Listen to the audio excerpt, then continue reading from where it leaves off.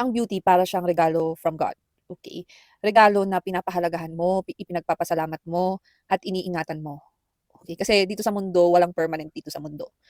Lahat dito temporary habang nandito tayo sa mundo. So if isa ka sa nabigyan ng beauty is matuto kang magpasalamat, magkaroon ng gratitude, at magkaroon ng humility. Okay? Kasi laging tatandaan guys, meron at merong mas maganda sa'yo, meron at merong mas matangkad sa'yo, meron at merong mas mayaman sa'yo, meron at merong mas hihigit sa'yo. Okay? So that's the reality that meron at merong mas better sa'yo, mas attractive, mas sexy.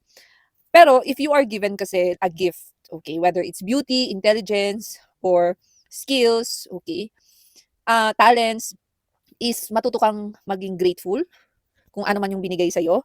And yon yung para maging positive yung aura is to be humility.